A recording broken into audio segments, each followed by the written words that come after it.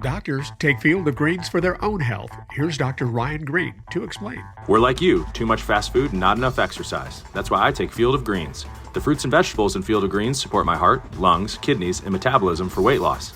And Field of Greens promises your doctor will notice your improved health or your money back. Get 15% off with promo code HEALTH at fieldofgreens.com. That's promo code HEALTH at fieldofgreens.com. Product is not intended to diagnose, treat, cure, or prevent any disease.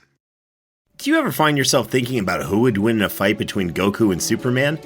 Hi, I'm James Gavsey, and on the Who Would Win show, me and my co-host Ray ignore anything important happening in the outside world and debate fictional battles between characters from comics, movies, and video games. We got a new show every week, and almost always am I the winner. Yeah, not true, Ray. In the past, we've discussed such matches as Captain America versus Darth Vader, Solid Snake versus the Iron Giant, classic matchups like RoboCop versus Terminator, and even the Muppets versus Sesame Street. That one was crazy. So if you're a fan of geek culture and love a spirited debate, check out the Who Would Win show wherever you get your podcasts, or check us out at whowouldwinshow.com. Welcome, Middle-earth Wanderers. Because this episode is being released on Thanksgiving, we are going to explore a place in Middle-earth that is perfect for feasting, the House of Elrond, called Imladris or Rivendell. As you munch your turkey, instead of debating politics with your uncle, how about you tell him about a certain wonderful Lord of the Rings podcast? I'm sure debating the finer points of Frodo or Aragorn's journey would be much more enlightening than whatever your uncle has planned. So captivate the conversation with your enchanting knowledge of Middle-earth, and share the Lord of the Rings podcast with your friends and family. Now, let's wander. As we've explored the letter that JRR Tolkien wrote to Waldman in 1951, we have wandered through the depths of Tolkien's mind and the critical themes that he was attempting to portray in his epic myth. However, there's a footnote about Elrond that we passed over. In the last episode, we explored how Elrond is the connecting link, the character that bridges the first, second, and third ages of Middle-earth. Elrond is in all the tales, being a descendant of the heroes of the great tales of the First Age, also being a great leader in the Second Age, and orchestrating the defense against Sauron in the Third Age. In the letter, Tolkien describes Elrond's realm as a sort of, quote, enchanted sanctuary. Elrond established this sanctuary in the farthest east of the Northern Realms. But why is it enchanted? Because of the presence and care of Elrond. Quote, Elrond symbolizes throughout the tales the ancient wisdom, and his house represents lore, the preservation in reverent memory of all tradition concerning the good, wise, and beautiful. It's for this reason that the Peter Jackson films display the shards of Narsil, the sword that cut the ring from Sauron's finger, and also features murals depicting the last alliance of the Second Age at Rivendell.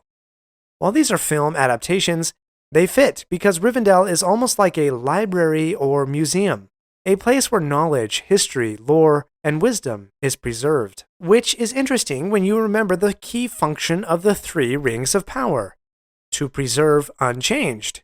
Elrond and his ring were oriented to preserving history and memory, but not just in the preserving of it, but in the sharing of wisdom so that others could be informed on their own journeys. When Frodo first sees Elrond, he is described as, quote, neither old nor young, though in his face was written the memory of many things, both glad and sorrowful. As Tolkien says, quote, Rivendell is not a scene of action, but of reflection. Thus it is a place visited on the way to all deeds, or adventures. Let's see how this wisdom sharing helps both Bilbo and Frodo. When Bilbo first describes Rivendell in The Hobbit, he says it is, quote, perfect, whether you liked food, or sleep, or work, or storytelling, or singing, or just sitting and thinking best, or a pleasant mixture of them all. Doesn't that sound like Thanksgiving to you? In Bilbo's journey, they arrive in Rivendell in the chapter called A Short Rest, and Bilbo seems to be in a waking dream during his stay there. At Rivendell, Elrond is able to provide secret information from the moon runes on the dwarves' map, information that proved vital for the success of the quest. Upon Bilbo's return journey, it was in Rivendell where he was fully refreshed. And decades later, Bilbo wants to return to Rivendell. Why? So that he can find some peace and quiet and finally finish his book. In other words, only in Rivendell did Bilbo feel that he could complete his self-assigned task of preserving his knowledge and memory of his part in the tale of the One Ring.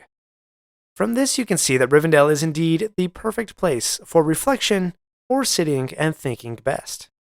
For Frodo, Rivendell was also a place of reflection, but rather more unexpectedly. In contrast to Bilbo, who was guided to Rivendell by Gandalf and first discovered the elves by their scent and singing, Frodo is escaping the pursuit of Sauron's Nazgul, or as Tolkien described in the Waldman letter, Frodo, quote, having escaped to Elrond from the imminent pursuit of the present evil, the hero departs in a wholly new direction, to go and face it at its source. Indeed, when Frodo leaves the Shire, he believes his task is to get the ring to Rivendell, hand it over to the wise, and be done. In his story, Rivendell is the setting for the most lore-filled chapter in all Lord of the Rings, the Council of Elrond, where many tales are shared and plans are made. Certainly a scene of reflection, more than of action, as poor Bilbo complains about near the end of the chapter, quote, elves may thrive on speech alone, and dwarves endure great weariness, but I am only an old hobbit, and I miss my meal at noon. But after all tales are shared and all wisdom sought, the council is silent as they ponder who should take the ring to Mordor and destroy it. They are all, quote, deep in thought.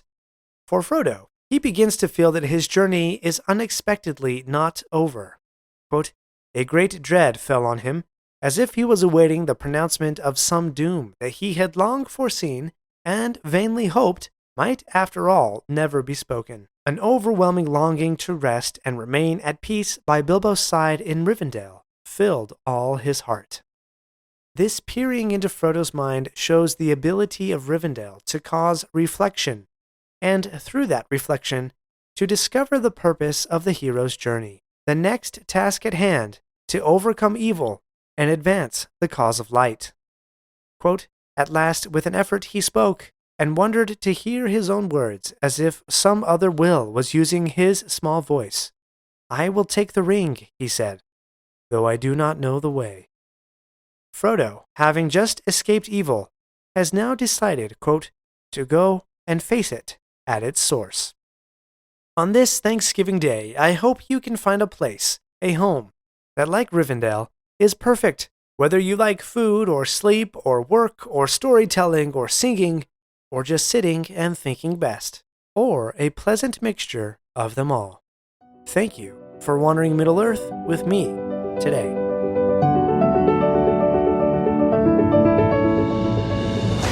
My friends, if you enjoyed this episode, let me know by subscribing, leaving a review, and sharing with your friends. Follow me on Facebook or Instagram at Lore of the Rings Podcast. For feedback on the show, please email me using the link in the show notes. Until next Thursday, remember, not all those who wander are lost.